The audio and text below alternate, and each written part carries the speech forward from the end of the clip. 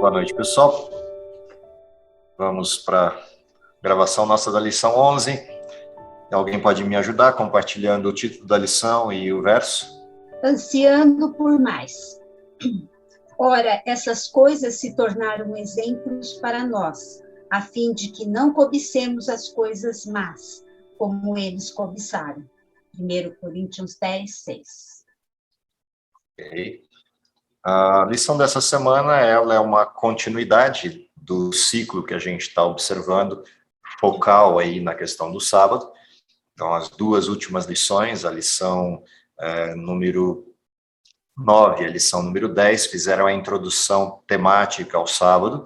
A lição número 11 começa a abrir esse leque, afinal de contas, nós estamos migrando agora para o final da lição do trimestre, e é natural que essa migração produza um apontamento cada vez mais próximo para um tema em comum, que é o anseio, ou é aquilo que se espera, e daí o título da lição, né, ansiando por mais, aquilo que é a expectativa máxima do cristianismo, a expectativa última do cristianismo. Todos nós esperamos e aguardamos a vinda, a manifestação plena do Cristo, por quem esperamos, a quem aguardamos e o nosso maior anseio de estar com ele para sempre. Portanto, de alguma maneira, a gente precisa conectar esses temas que fazem parte do circuito da convivência religiosa do ser humano enquanto presente num mundo de pecado, com isso que é a expectativa maior ou o anseio maior da cristandade, a vinda de Cristo e a eternidade com ele. A lição dessa semana, em particular, a lição número 11, ela foca em alguns detalhes da questão do sábado, mas não somente dele, mas alguns toques na periferia do tema do sábado, para mostrar a metáfora que o sábado é em relação a uma série de coisas que fazem parte do plano da redenção. E, obviamente, a lição começa exatamente com essa provocação, com essa abordagem, com essa forma de observar o tema, falando de uma coisa interessante, uma curiosidade, né? Ela traz uma curiosidade que é uma das maiores, se não a maior maquete já feita no mundo, que é uma maquete que tem lá no Queens, no Museu do Queens, com um sobrevoo em tamanho diminuto do que é a cidade de Nova York. Não sei se alguém já teve a oportunidade de ver essa maquete, de observar essa maquete. Se não teve, eu separei só para não ficar no vazio essa questão, para quem não viu ou não tem a menor ideia do que trata. Eu vou compartilhar com vocês só para vocês terem a noção do que é essa maquete, do que é essa metáfora usada aí no começo da lição. A maquete que está lá no Queens é essa aí, espero eu que esteja visível para todos vocês, acredito que sim. Se não, é só o Fernando me dar um toquezinho ali, mas acho que está visível para todo mundo.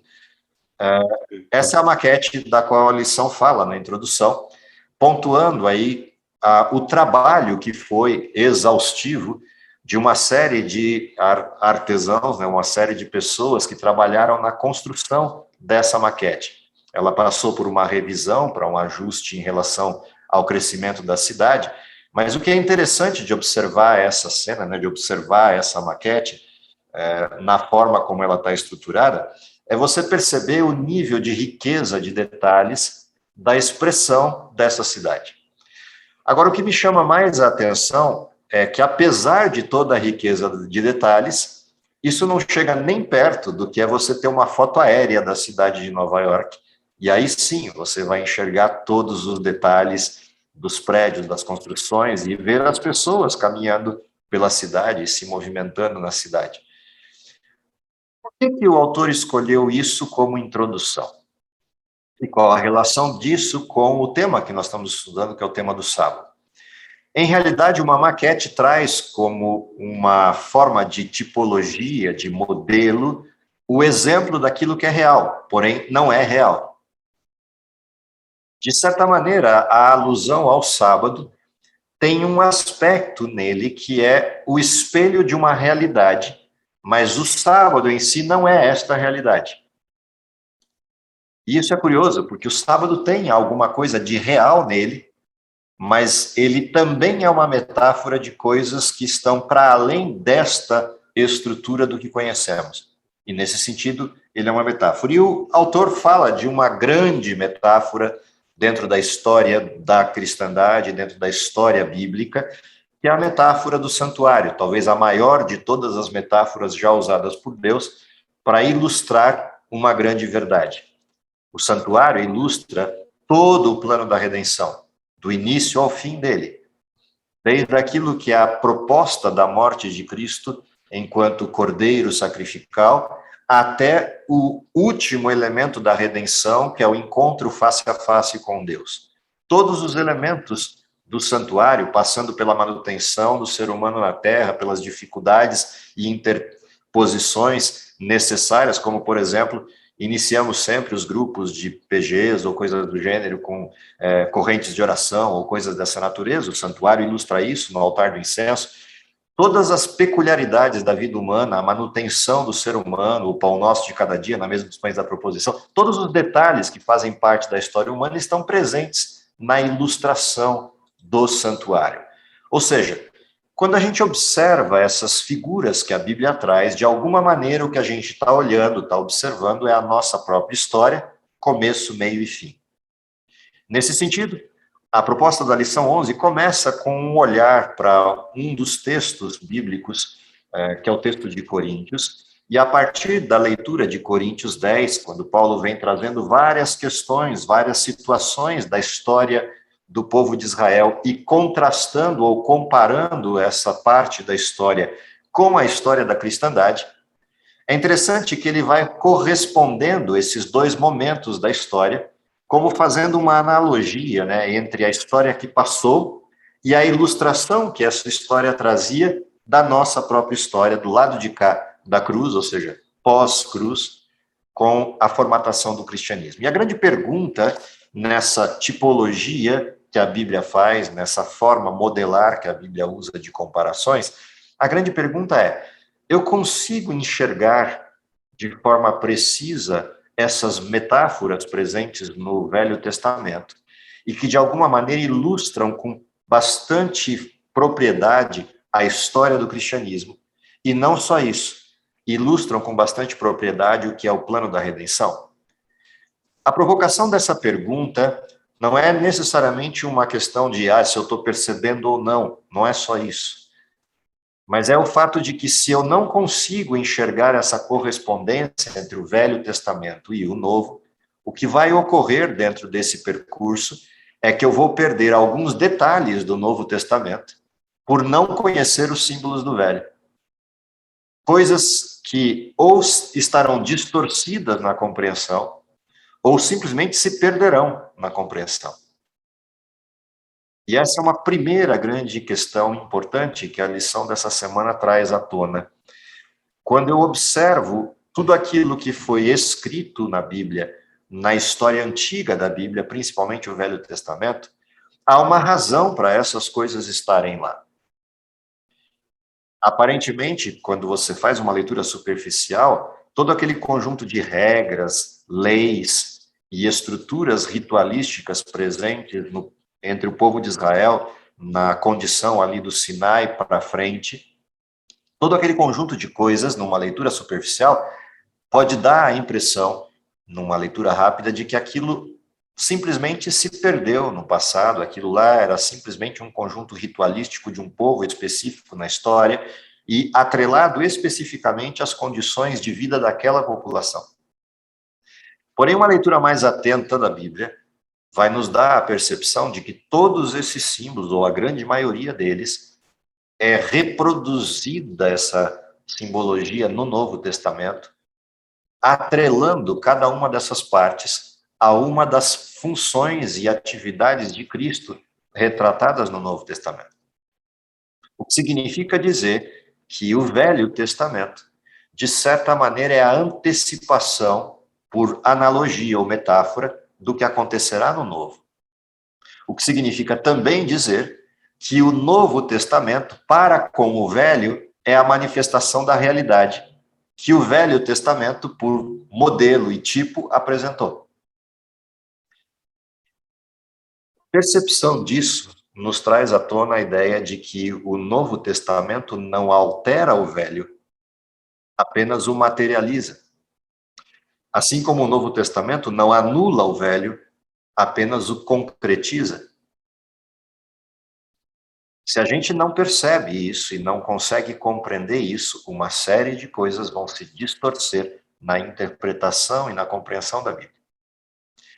Isso, de certa maneira, é o que a gente percebe no mundo cristão moderno, nos diversos desvios de rota que acontecem a partir da conduta humana.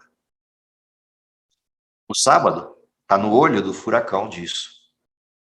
A lição número 10 nos provocava no início dela com alguns dos argumentos que as pessoas utilizam para combater ou contradizer ou contrapor o sábado como uma norma vigente para o tempo atual. A lição dessa semana mostra algo que está na regra do jogo. Para eu compreender a efetividade do sábado no meu tempo, eu tenho que entender qual é a correspondência entre o Novo e o Velho Testamento na leitura dos dois e na comparação das simbologias presentes nesses dois textos. Tanto que quando você vai lendo as expressões que vão aparecendo ao longo do Velho Testamento na descrição do templo, por exemplo, a expressão que você tem prévia ao templo da queda do maná, ela depois está referenciada dentro do templo, seja pelo maná que fica lá dentro, ou pelos pães na mesa da proposição, a manutenção constante de Deus, mas que vão ser utilizadas na sua aplicação lá na oração do Pai Nosso. O pão nosso de cada dia nos dai hoje, ou na representação do Cristo, o pão da vida. Se você observar o cordeiro sacrificial do templo, é o mesmo cordeiro que Paulo vai fazer alusão e tantos outros apóstolos vão fazer alusão no Novo Testamento. Cristo, o cordeiro que veio ao mundo. Ou a própria expressão de João Batista, quando anuncia Jesus no deserto, quando recebe Jesus para o batismo, eis o cordeiro de Deus que tira o pecado do mundo, são referências diretas a textos de Levíticos, de Êxodo, de Deuteronômio. Quando você observa as referências de amor presentes no Novo Testamento, elas não nasceram ali. Elas foram tiradas do livro de Deuteronômio. A própria expressão da lei como sendo o amor, e o amor como sendo o maior de todos os mandamentos, ame a Deus sobre todas as coisas, ao próximo como a ti mesmo, são referências do Velho Testamento e não do Novo. O Novo apenas reproduz isso novamente numa forma ou numa roupagem mais ampliada, mas são as mesmas referências. A grande pergunta que a gente faz quando olha para essa correspondência é: que coisas importantes estão presentes nessa troca, nesse jogo entre esses dois grandes conjuntos históricos, o Velho e o Novo Testamento, na sua referência?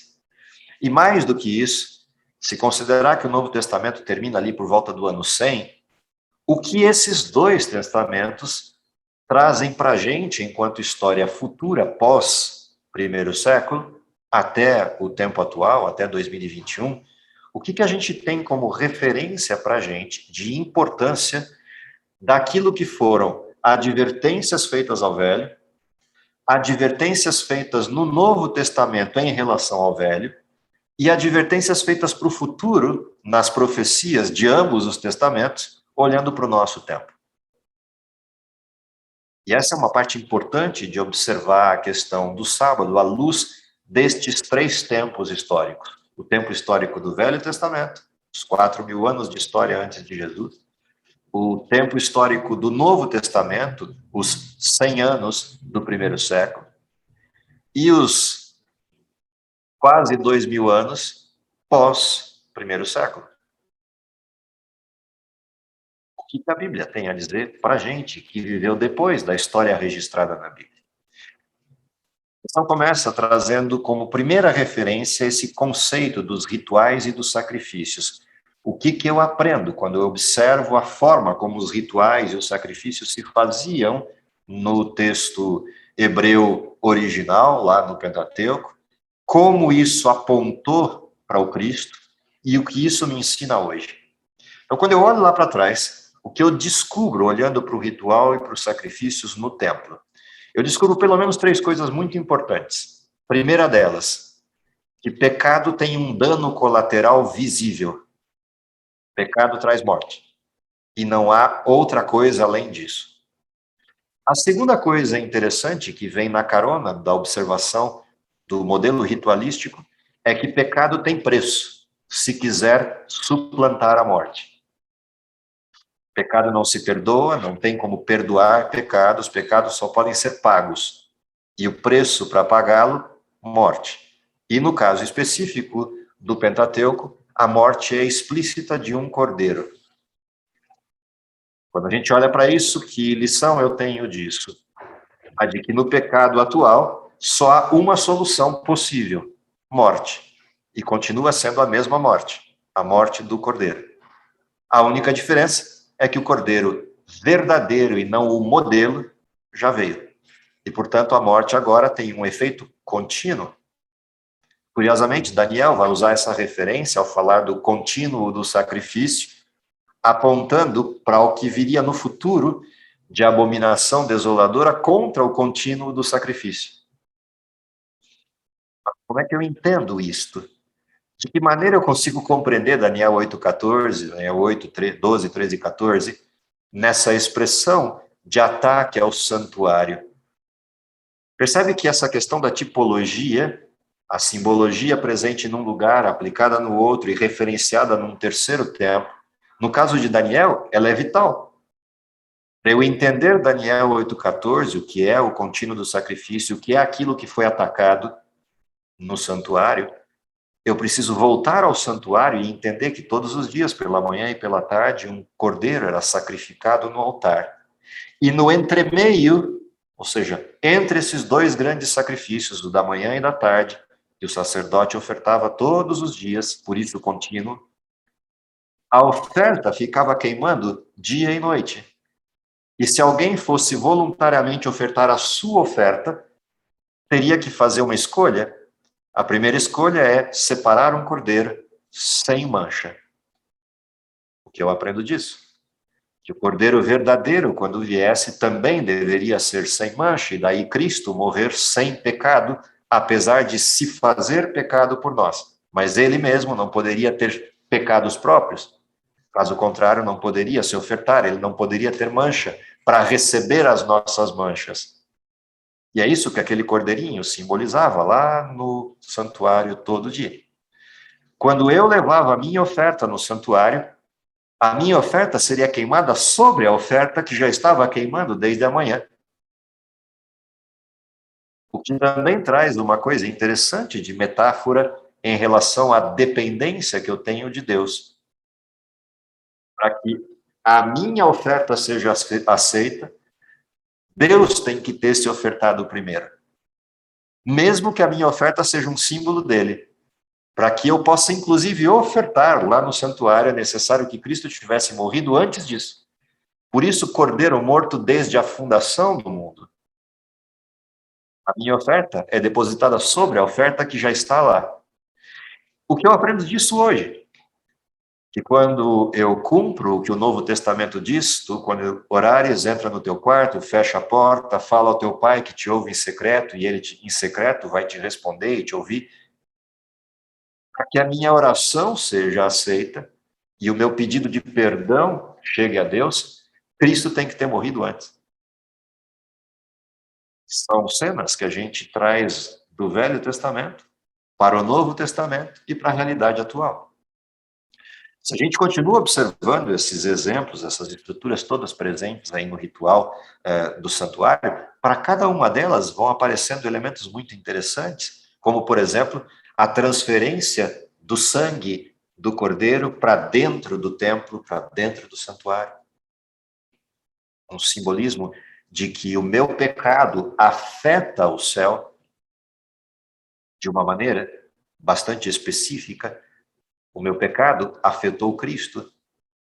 E enquanto o sacrifício não é pago, há uma conta pendente no céu. E essa ilustração é interessante de observar no Velho Testamento. Em contrapartida, no Novo Testamento, essa conta pendente é considerada quitada. Daí a expressão do Novo Testamento de que Jesus venceu. problema é que, apesar de ele ter vencido, nós continuamos por aqui. E Apocalipse vai descrever que continuamos por aqui numa situação bastante complicada, porque o diabo desceu até nós sabendo que tem pouco tempo, e por isso está muito bravo, muito irado. Qual é a consequência disso para nós? A consequência disso para nós é que eu preciso entender que essa simbologia toda que aconteceu no Velho Testamento, ela continua disponível para mim no Novo Testamento.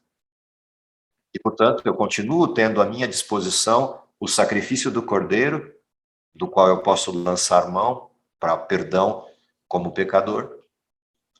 Eu continuo tendo no meu encalço Satanás, e eu preciso ter noção de que existem lugares de refúgio, e um desses lugares de refúgio é o centro da nossa atenção, o descanso do sábado. O sábado é a única coisa perfeita que sobrou do Éden. Todas as demais coisas do Éden se corromperam. Os seres vivos, a natureza, as coisas que ingerimos, a alimentação, tudo isso se corrompeu. A única coisa que sobrou do Éden perfeito, em estado perfeito, foram as 24 horas do sábado, porque isso é tempo. O problema é que o ser humano que passa pelo sábado não é perfeito. As condições ambientais onde o sábado é guardado não são perfeitas. O mundo em que estamos não é perfeito. E embora o tempo do sábado seja perfeito, todo o resto não é perfeito. A pergunta é qual é o sentido deste sábado neste contexto de um mundo imperfeito. E para isso, o autor da lição nos convidou a um passeio pelo texto de Hebreus, no capítulo 4. O texto de Hebreus é um texto interessante por várias razões. Ele, de certa maneira, é até parecido com o texto de Coríntios, capítulo 10, no sentido da comparação que ele vai fazendo entre o Velho e o Novo Testamento e as metáforas que vão sendo usadas. Mas há uma coisa interessante no texto do capítulo 4, na primeira parte do capítulo 4, que é um olhar para trás, um olhar para o povo de Israel, um relembrar da história de Israel. E a partir desse relembrar, desse olhar para trás, eu começo a perceber aquilo que funcionou e aquilo que não funcionou nas pessoas, não em Deus. E abre-se um contraste interessante entre a proposta de Deus e a resposta do seu povo. Deus propõe algo que resolveria o problema do seu povo e o traria para perto de si. Deus propõe a Israel um descanso. Esse descanso vem recheado de um conjunto de elementos que, de alguma forma, modificariam a estrutura comportamental daquele povo e transformando aquele povo em filhos e filhas de Deus novamente. E não eram escravos. O problema é que a referência que Hebreus nos traz é que isso que foi prometido a eles, foi entregue a eles, foi concedido a eles, por algum motivo não foi recebido por eles. E o motivo retratado no texto de Hebreus é que faltou fé. A mensagem era perfeita, mas quando bateu no coração, ela não foi misturada com fé, embora tenha sido ouvida a mensagem, tenha sido compreendida a mensagem e até aceita a mensagem, mas foi aceita sem a mistura da fé. Qual é a consequência de receber a mensagem sem a mistura da fé? O próprio texto de Hebreus sinaliza isso, pontuando que o resultado foi desobediência. E aqui aparecem duas coisas curiosas na referência: fé e obediência, como elementos centrais dessa questão de como eu posso entrar no descanso de Deus. Então, quando a lição nos provoca sobre o exemplo, e ao mesmo tempo nos remete ao povo de Israel e ao passado para olhar para esse exemplo e aprender com ele, na prática, o que a gente está olhando é um povo que recebeu tudo, aceitou tudo, mas não misturou isso com fé e desobedeceu o todo ou em parte aquilo que estava no contrato, aquilo que estava na aliança. E aí vem uma pergunta: aquilo que estava prometido para Israel era o fim das coisas ou era a metáfora da realidade? E essa é uma outra provocação que aparece no texto de Hebreus. O texto de Hebreus dá a entender de que aquilo que foi prometido a Israel, embora tivesse um cunho de realidade local, era uma alusão a algo muito maior que viria depois. E, curiosamente, aponta para duas direções esse descanso do texto de Hebreus. O primeiro apontamento do descanso prometido a Israel é um apontamento de promessa que leva Israel a olhar para o Cordeiro verdadeiro que viria no futuro.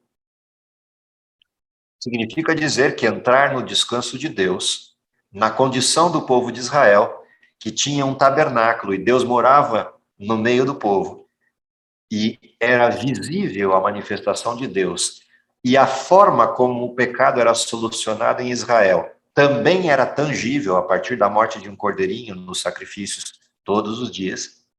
Tudo isso apontava para um descanso real, um descanso verdadeiro que viria no futuro. E eu queria repartir esse descanso em duas fases. Embora a lição se concentrou mais na última fase, eu queria pôr uma fase intermediária aí. Porque no caso de Israel, todo o anseio e todo o sonho de Israel era pela vinda de Jesus. Não o Jesus que nós aguardamos, mas o Jesus Messias, o Jesus Rei dos Judeus, filho de Davi.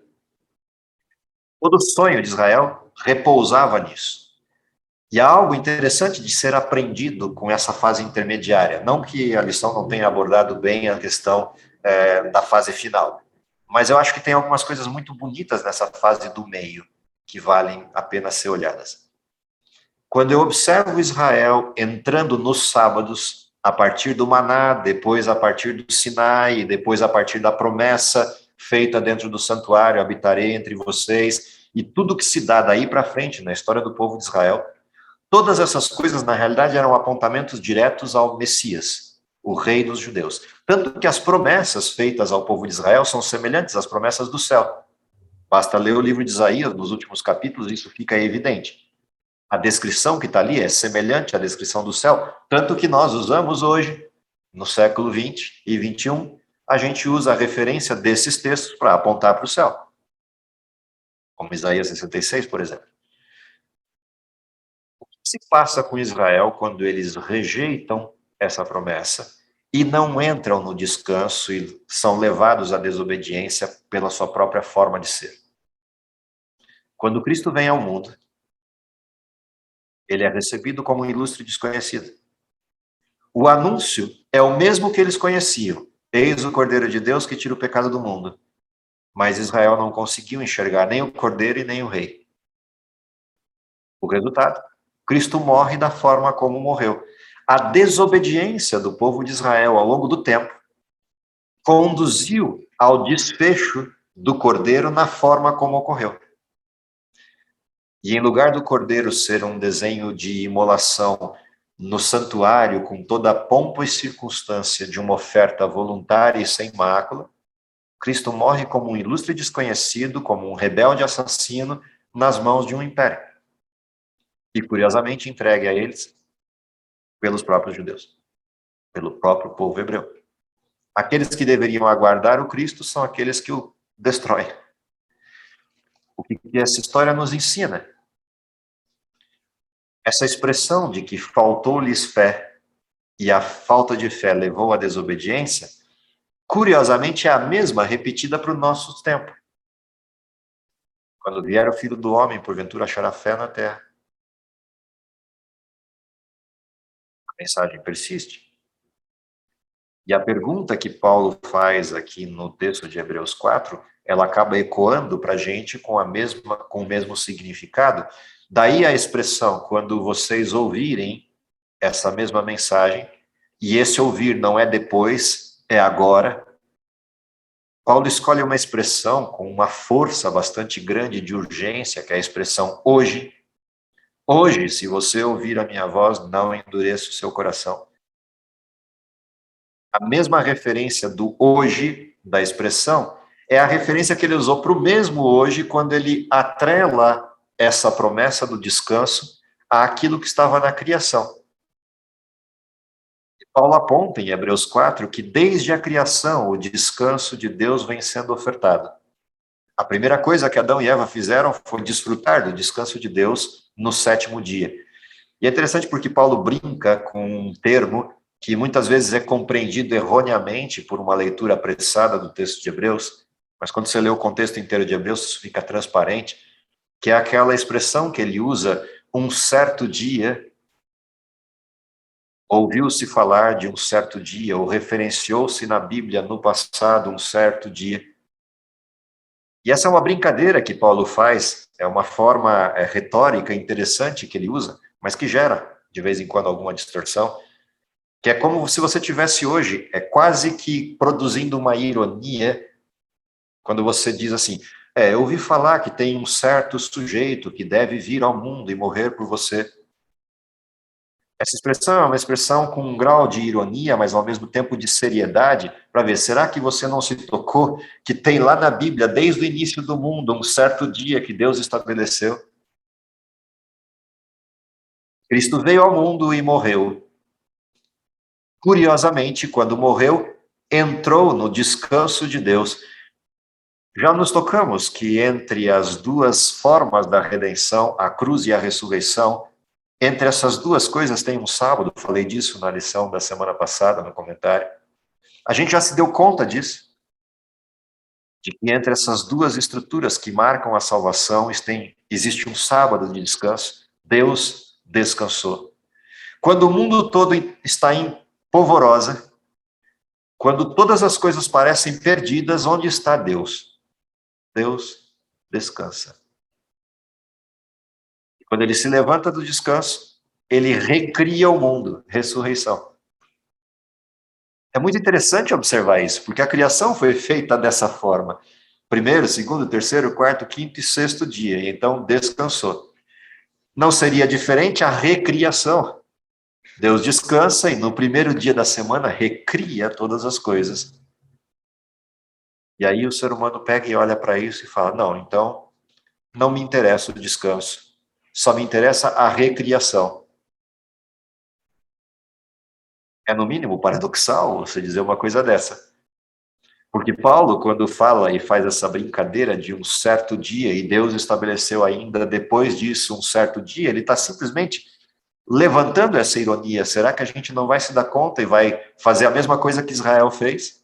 Desrespeitou os sábados e foi para o cativeiro babilônico. Desrespeitou o Messias e ele descansou no sábado, enquanto Israel inteiro ou fazia festa porque ele tinha morrido ou estava desesperado porque ele morreu. Vamos repetir a dose? Essa é a pergunta de Paulo. Quando ouvires a minha voz, não endureçais o vosso coração. Quando ouvires a mensagem, não endureçais o vosso coração. É a mesma referência. Paulo continua fazendo a mesma advertência.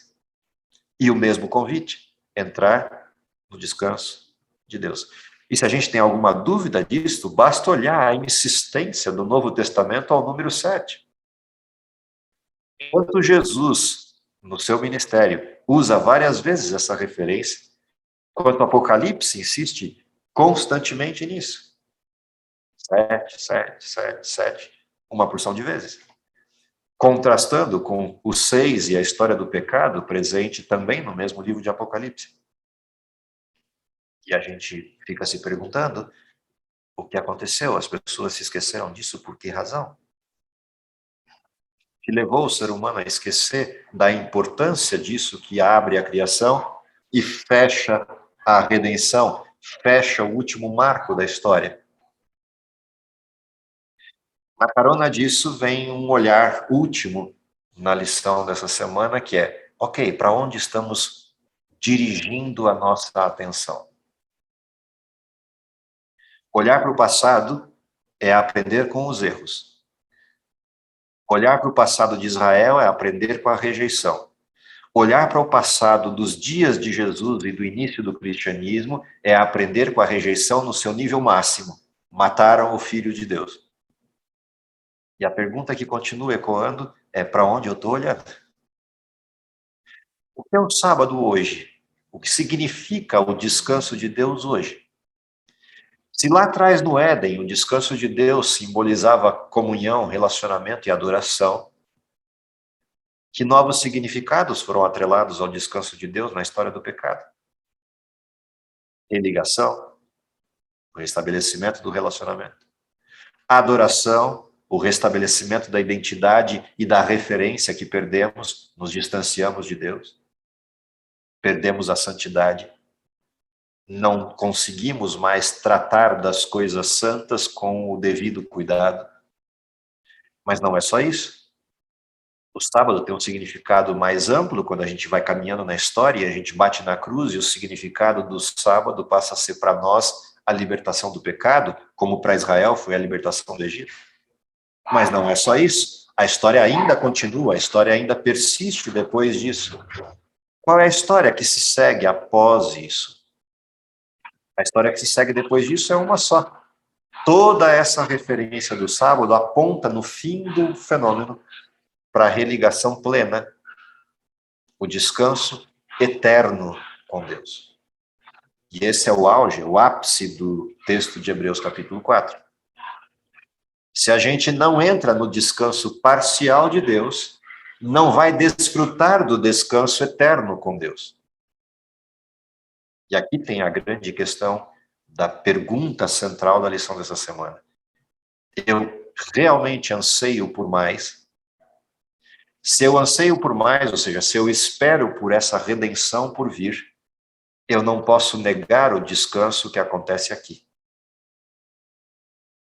Não haverá o porvir se eu não obedecer aqui e essa obediência não estiver baseada em fé.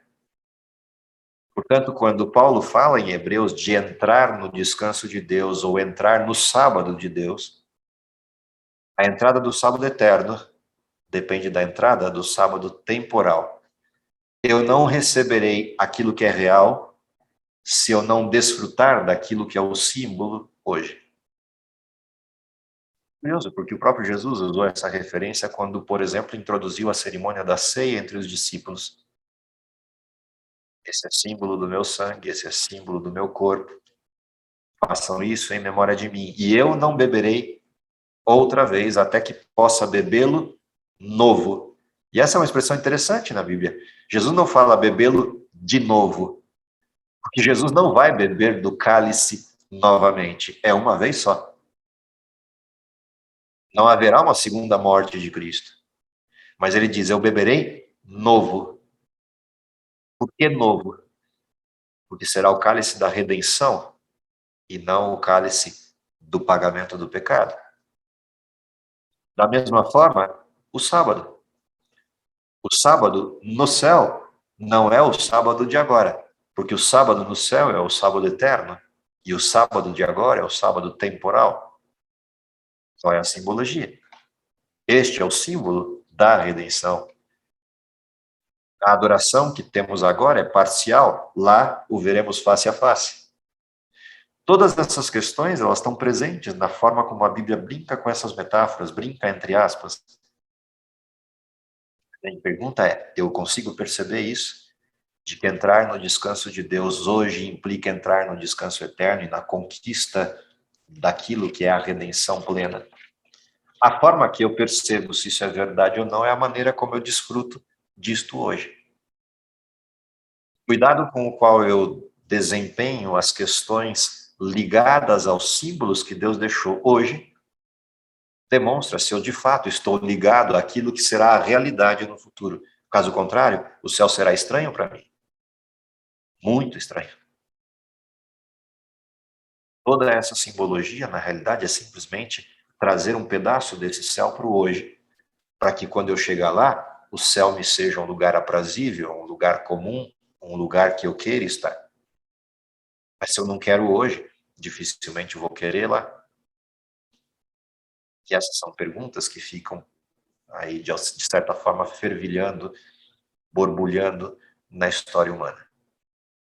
O que a gente aprende de tudo isso, vou terminar com os últimos textos da lição. Abre a lição lá na sexta-feira. Se você tiver com a sua aí, é só acompanhar.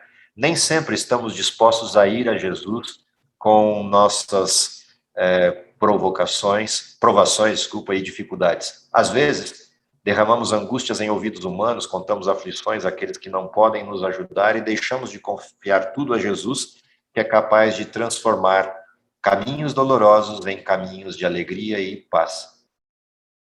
que a gente está falando quando observa isso? Na realidade, o grande problema do ser humano que levou Israel à desobediência, que levou o povo de Israel dos dias de Jesus à desobediência, que levou uma parte da cristandade significativa durante os próximos anos pós-cruz à desobediência e à desistência, é sempre a mesma coisa. Autossuficiência, egocentrismo, é sempre a mesma coisa. Porque Deus convida para ir para o seu descanso. Porque Deus nos convida para distanciarmos-nos daquilo que produz a inquietude. Lembra, lá nas lições iniciais do trimestre, aquilo que produz a inquietude é o nosso próprio egoísmo, o nosso próprio orgulho, a nossa própria busca pelas coisas que não resolvem os problemas, seja na forma hedonista direta de prazer, seja na forma de burlar o senhorio de Deus na vida, ou seja, o nosso problema continua sendo o mesmo. E isso nos rouba a paz. O texto continua dizendo: a abnegação concede glória e vitória à cruz. As promessas de Deus são muito preciosas. Devemos estudar sua palavra se quisermos conhecer sua vontade. As palavras de inspiração cuidadosamente estudadas e obedecidas na prática conduzirão nossos pés por um caminho plano onde podemos caminhar sem tropeçar. Ah, se todos, ministros e o povo, levassem seus fardos e perplexidades a Jesus, que está esperando para recebê-los e para dar-lhes paz e descanso. Ele jamais abandonará aqueles que depositam sua confiança nele. Qual é o grande convite? Entrar no descanso de Deus hoje, em primeiro lugar, para aliviarmos nossas cargas, para recebermos dele as cargas justas, mas principalmente entrarmos no descanso hoje para convivermos com ele e entendermos quem Deus é e o que espera de nós, para que quando encontrarmos com ele, nem ele nos ache estranhos e nem nós a ele. Que seja essa a nossa realidade, a nossa prática, a nossa ansiedade, porque essa sim é uma ansiedade justa, ansiar pela redenção, que essa seja a nossa realidade, é o que eu espero para vocês e para mim. Vamos orar? Querido Pai, está nos céus, te agradecemos pelo dom da vida, pela oportunidade que temos de, apesar de toda a condição do pecado e toda a mazela desse mundo, encontrar descanso e repouso a cada semana, aliviando as nossas dores, os nossos fardos, mas principalmente renovando a nossa comunhão contigo, entendendo o sentido pleno da adoração e santidade e, acima de tudo, recuperando a esperança na breve volta de Jesus e na possibilidade de entrarmos no descanso eterno, que é a comunhão e convivência contigo por toda a eternidade. Sê com cada um dos teus filhos, sê com as dificuldades que temos passado, temos vivenciado, dando a cada um o conforto, a esperança, a serenidade e principalmente a sabedoria para a condução de todas as questões. É o que lhe pedimos por Jesus. Amém.